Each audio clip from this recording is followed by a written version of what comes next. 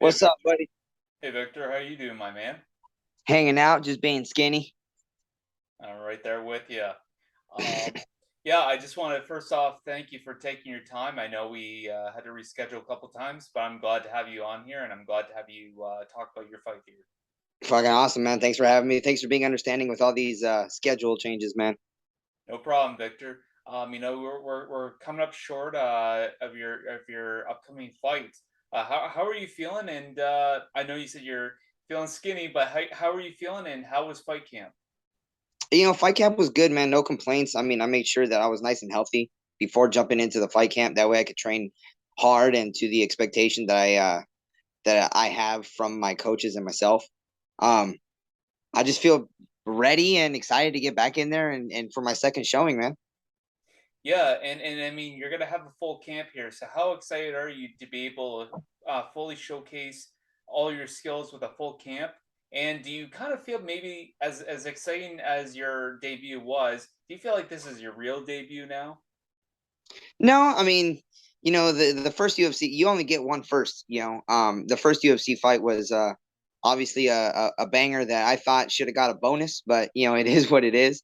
You know what, to be honest, man, like having a full 8 week camp is kind of exhausting, man. It's I mean, it's there's pros and cons of course of having a short notice fight when you get when you get 2 weeks like and 2 weeks of notice like the first fight, it's kind of like boom, you have to be on right away, and you have to go. And of course, as a martial artist, you got to be able to be in the gym all the time anyways. um you can't just hop in and hop out of your gym time according to what you have as far as your fight scheduled. You got to be in there improving all the time.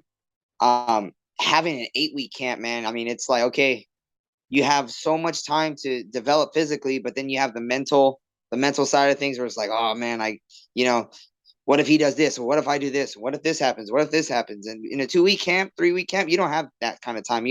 I have to train now, and then I have to cut weight, and then I have to fight. In a lot of ways, getting in a street fight is actually a lot easier than getting in a cage fight.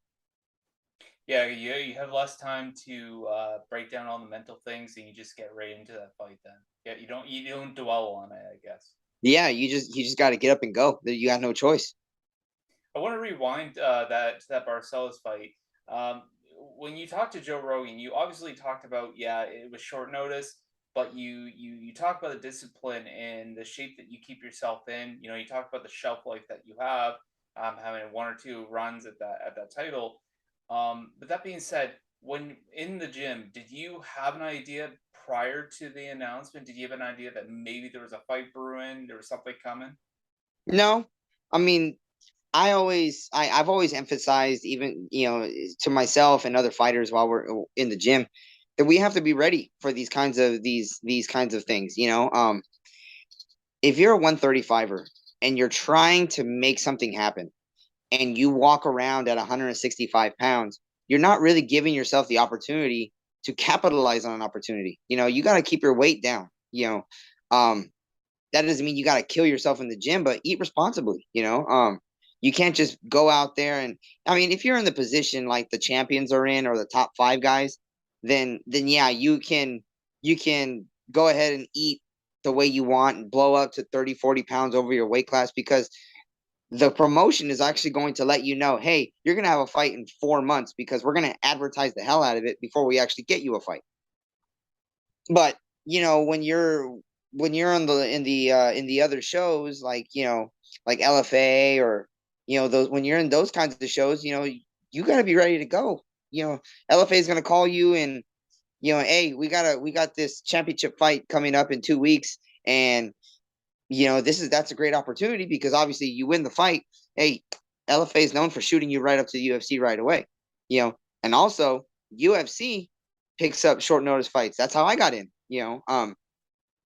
So if you're not actually putting yourself in the position to actually take those opportunities, you're doing yourself a disservice. So I always pretty much kept myself in a decent shape. Obviously you can't be fight shape all the time because you'll just drive yourself into the floor. But if you're in a decent shape at all times, then you can push yourself to obviously take these short notice fights, but also you can push your training partners because the better your training partners are getting, obviously the better I got to get. Hmm. And that's true. That's true. No, I when I was researching a little bit about your nickname La Manga Goose, I'm my Spanish is terrible. Uh, I had to translate it, and it's La mongoose. mangosta, Yeah, so mongoose. the mongoose, yes. What's the story behind that?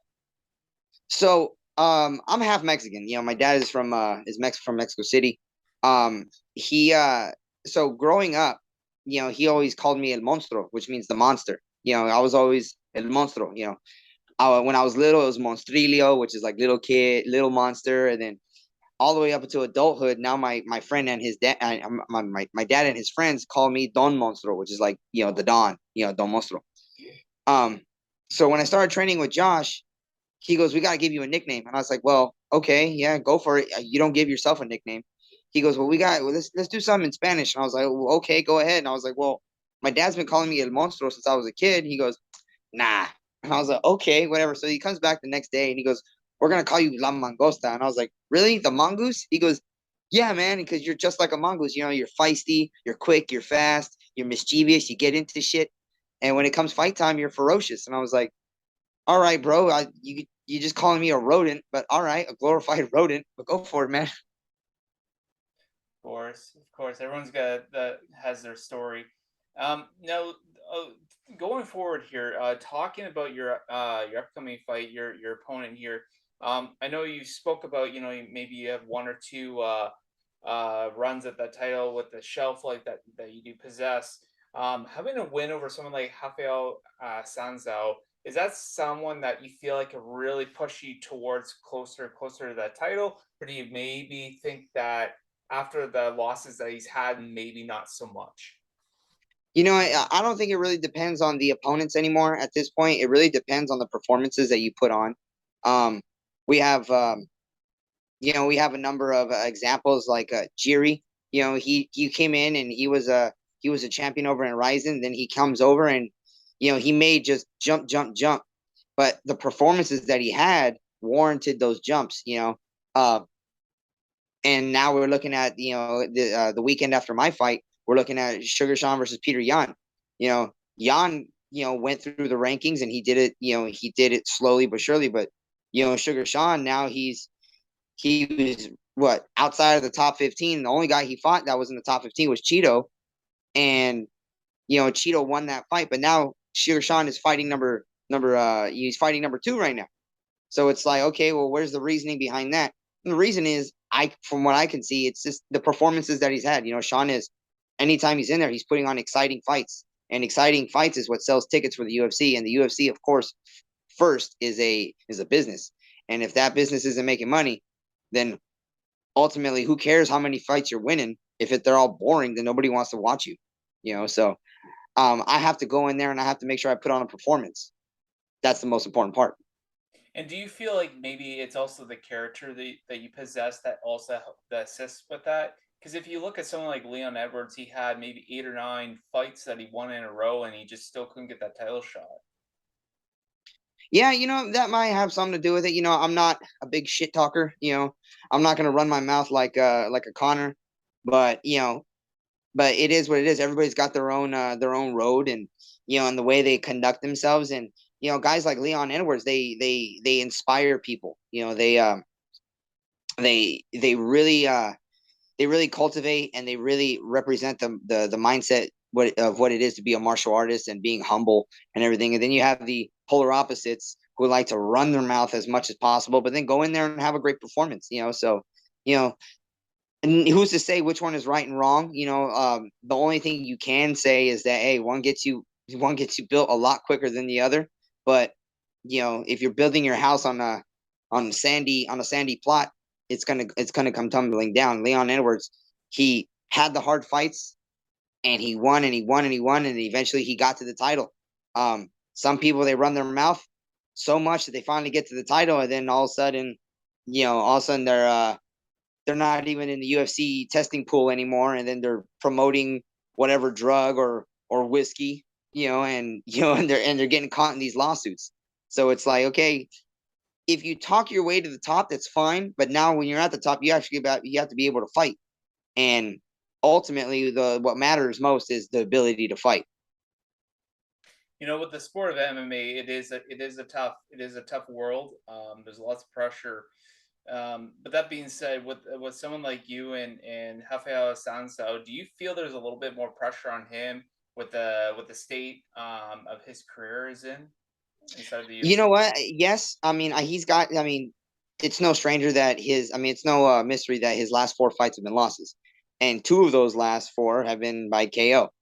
He's got to be feeling that this is his last, his last possible go in the UFC. Um, and I think that he has changed things in his. I mean, just from what I'm aware of, he's changed camps. He's over at Extreme Couture right now, and that to me shows he's still trying to improve, and he's still trying to make something of this fighting career of his. So with that said, I know that in his mind is still working in there, and he's not in it just to be a part of it. Like he's still trying to fight and trying to do things. And when you're dealing with a guy like that, with his experience, with the people that he's fought, with him changing camps and still willing to do this at his age and in his position, I have to assume that he's coming out there with a game plan, with the intent to knock my head off and be super unpredictable. I don't know if he's going to go to the old Rafael Assunção, maybe not in his physical prime, but there's something to be said about being mentally tough and being able to just go in there and I mean, how many grapplers do we know that had two fights that they lost in the UFC, and then they just go out there and they just wrestle somebody just to get the win, just so they can stay in the UFC? How many times have we seen that? So I don't know if Rafa is going to go in there and just try to wrestle me, hold me down, and just get the W by a boring decision. And I don't know if he's going to try to go out there swing for the fences. So I have to keep my skill set sharp, my hands up, and ready to sprawl at any point, and go for that. I think it says a lot about his character. I mean, a guy that's been in that top five, maybe I don't think he's ever got a title shot, but I just to be in someone like that in the top five and has been there for a long time. I mean, that's got to be tough. I must say a lot about his character and the skill that he's possessed. Yeah, I mean, he's obviously, like you said, he's been in the top five. I mean, I think he's ranked number 20 right now, and he's ranked higher than I am. And he was actually the highest ranked person on the list of possible fighters that they wanted to give me to fight. And I was just like, go whoever's the highest ranked, let's go. And he was the highest ranked, and I really don't deal with the picking and choosing of the fights. I let my coaches do that. They're the ones that are supposed to do that. I got to worry about training my body and my mind for a fight. So you know him being in his position, he's a veteran. He's got skills everywhere. So I have to be ready for that. And a guy like him, like I just mentioned, he's been in the top five for a long time. Very dangerous guy. What do you feel you have to do to beat a guy like Raphael Assunção on October 15th? I have to make him feel like he's losing. Because if he feels and he starts thinking like he's winning, he's going to start pouring it on, and he's going to get braver and braver and go from there. If I make him feel like he's losing, then I'm wagering that he's going to feel like, oh man, here I am again. I gotta do something. I gotta do something bigger. And the bigger the motion in a fight, the easier it is to read and the easier it is to capitalize on that. So I have to make him feel like he's losing before he eventually, shutting the door on him and actually taking him out. Speaking among the MMA community, I think I can say for myself that the UFC, a lot of the divisions in the UFC right now have never been more exciting. But they talk very highly regarding the bantamweight division, those bantamweights, and the division that you're in. Like, how fortunate are you to be able to have the opportunity to fight in a division as you are at this point in time? I mean, it's great. I remember a long time ago, I remember hearing that, oh, you don't see very many knockouts in the bantamweight division because these guys aren't big, you know, and that has changed dramatically, in just the advancements of just physical training. a lot of these fighters are not only skilled martial artists, but they're also very, very athletic beings, that could have had opportunities in many other sports. Before it was, I mean, long before it was just, the bar fighters. And then you had the martial artists versus the bar fighters, and then the wrestlers versus the strikers. And then now it's come to a point where we can, the bantamweight division, we have knockout artists, we have grapplers, we have guys with crazy cardio, we have guys that are crazy strong. You know, it's it, you know, it's anybody in the top 20 can take out anybody else. It's only the fact that they are ranked in the top 10, that certain people are ranked in the top 10 is that like they've solidified their spots because they've had a fight for that spot. They've had to go through some dogs and some gangsters in order to be there. So, you know, moving forward from my position into the top 10, I gotta really make sure that I'm there with them. Absolutely. Say no more. And I know you're focused on this fight at the moment. But you're no stranger to having 3 fights per year. You know, depending on how this fight goes, do you think you could fit another fight in by the end of the year? Absolutely. UFC originally hit me up a couple months ago to fight in June or July. I was dealing with some nagging injuries that I wanted to make sure that were clear before I started getting into another fight camp. So, if this fight goes well and I'm healthy, then why not? I'd like to get another one in before the end of the year. So, if that's in the cards, then I'm all for it. Yeah, because I believe that the UFC is working on a lot of cards for December at the moment. So hopefully, after this fight that you're going to be having very shortly, they'll see if they can get you on there. Now that being said, I don't want to take much more of your time. I know you have a fight coming up, but I want your prediction. You got some big fights coming up after. You got Oliveira versus or Makachev, excuse me. Who do you think takes that fight? It's hard to argue against Makachev, but Oliveira has just been proving himself time and time again against every possible skill set. I think Makachev's skill set plays right into Oliveira's, especially taking it to the ground. I mean, I think that you're really going to have to ring Oliveira's bell and then get him on the ground. But if you get him on the ground while he's fresh, he's just going to be tricky. And then, I mean, the guy has the most submissions in the UFC. So if you get him to the ground, that is a very big it's a very big task to take on. So I I'm going for Oliveira only because everybody else is probably going Makachev's going to hammer him through. But I'm going Oliveira. Yeah, because with Oliveira, I think he has a little bit more to this fight than maybe Makachev. Obviously, with his strong wrestling, but every time it seems like Oliveira's gonna lose the fight, he gets knocked down or something. He always comes back and just seems to find a way to win. And I think that's what makes a champion. And then the other fight, I think it's on the same card, Sterling and Dillashaw, which is kind of surprised that fight was made. Who do you have in that fight? I'm going with the Funk Master. I don't think Dillashaw is how do I put this? Dillashaw's range and the Funkmaster's range are obviously very similar. They like to be either way outside or way inside, when they're wrestling. I think Dillashaw is going to be in tip top condition. Um, but I can also see Funkmaster just making it a slower fight like he did with Peter Yan. He was outside, picking on the outside, and then he would just shoot in, duck under, and take it and go to Peter Yan's back and made it a slow fight to the point where Peter Yan couldn't get him off his back and slowed everything down. Dillashaw, on the other hand, is going to be a completely different fighter than Peter Yan, obviously. But Dillashaw is going to be moving and moving and moving and trying to get angles and trying to hit those dips and slips and crosses and then long range strikes into the running takedowns. But I think Aljamain Sterling is just going to be a little too slick for that, and I think he's going to calm him down a lot. And I think that fight will be over in the fourth for Sterling. Excellent, excellent. Well, I'm not going to take any much more of your time, Victor. It's a pleasure having you on here. I know you have a fight coming up very soon, so I just want to thank you again for taking your time. Well, let's have you back on when you have another fight, eh? Absolutely, I'm with it, man.